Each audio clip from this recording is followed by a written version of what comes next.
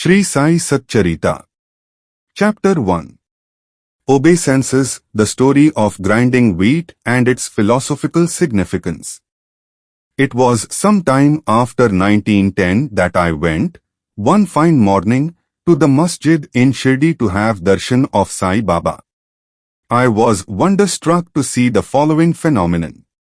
After washing his mouth and face, Sai Baba began to make preparations for grinding wheat. He spread a sack on the floor, and thereon set a handmill. He took some quantity of wheat in a winnowing fan, and then, drawing up the sleeves of his kafni, robe, and taking hold of the peg of the handmill, started grinding the wheat, by putting a few handfuls of wheat in the upper opening of the mill and rotated it. I thought, what business Baba had with the grinding of wheat, when he possessed nothing and stored nothing, and as he lived on alms. Some people who had come there thought likewise, but none had the courage to ask Baba what he was doing. Immediately, this news of Baba grinding wheat spread into the village, and at once men and women ran to the masjid and flocked there to see Baba's act. 4 bold women, from the crowd, forced their way up and pushing Baba aside, forcibly took the peg or handle into their hands and singing Baba's leelas started grinding. At first, Baba was enraged, but on seeing the women's love and devotion, he was much pleased and began to smile.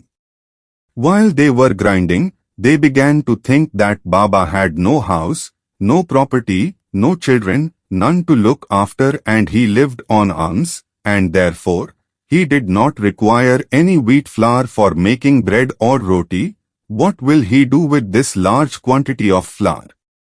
Perhaps, as Baba is very kind, he will distribute the flour amongst us. Thinking in this way, and while singing, they finished the grinding, and after putting the handmill aside, they divided the flour into 4 portions and began to remove them by taking 1 portion per head. Baba, who was calm and quiet up till now, got wild and started abusing them, saying, "Ladies, have you gone mad? Whose father's property are you looting away? Have I borrowed any wheat from you, so that you can safely take the flour? Now, do this. Take the flour and throw it on the village borders." On hearing this, the women felt abashed and whispering amongst themselves, went to the outskirts of the village and spread the flour, as directed by Baba. I asked the Shirdi people, what was this that Baba did?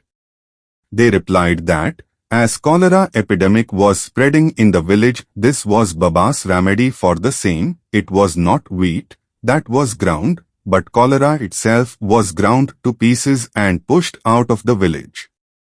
From this time onward, the cholera epidemic subsided and the people of the village were happy. I was much pleased to know all this, but at the same time my curiosity was also aroused. I began to ask myself, what earthly connection was there between wheat flour and cholera? What was the causal relation between the two, and how to reconcile them? The incident seems to be inexplicable. I should write something on this and sing to my heart's content Baba's sweet leelas. Thinking in this way about this leela, my heart was filled with joy, and I was thus inspired to write Baba's life, the Sai Satcharita. And as we know, with Baba's grace and blessings this work was successfully accomplished. Philosophical significance of grinding. Apart from the meaning which the people of Shirdi put on this incident of grinding wheat, there is, we think, a philosophical significance too.